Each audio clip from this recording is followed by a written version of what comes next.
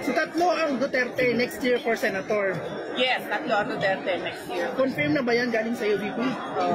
Okay na yan? Ay okay po ako dyan. Talagang ako dyan kung tatakbo sila. Para sa akin kasi nakita ko dati nung Pangulo si President Rodrigo Duterte, talagang ang ganda ng ng Pilipinas. Walang mga, alam mo na yung droga, talagang humina yon. Hindi talaga katulad ngayon napaka, lantaran eh. Talagang ako doon, dalawang kamay ako doon, thumbs up talaga ako.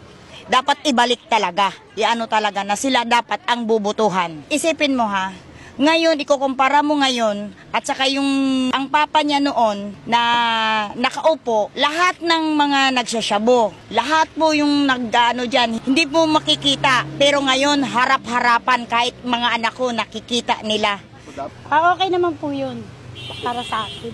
Nawala yung mga kriminal, mga adik. Ngayon ang dami na naman na nakaano sa kalsada Mas gusto ko nga sa kanila kasi nung time na sila yung namumuno, nabawasan ng mga yung mga adik sa kalsada, yung mga hold-upper, nabawasan talaga.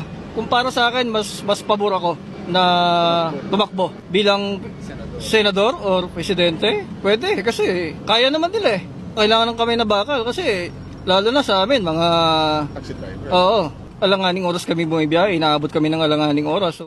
Mas okay nga yun, sir para may balik yun dati. Para maging ulit yung pamumuhay ng mga tao, maging okay ulit. Masyadong crisis ngayon kasi mataas yung mga bilihin. Mas maganda pag may Duterte, mababa yung mga bilihin at mataas yung sahod. Safe pa yung mga tao. Gustong-gusto ko si Duterte kasi nakakaminos po kami sa bigas, sa gastusin po. Noon, dapat talaga Duterte ang bumuto natin. Sa akin gusto kong mabalik si Duterte kasi okay naman yung mamalakad niya. Malaki naman ang nabago ng Pilipinas dahil kay Pangulong Duterte. Okay.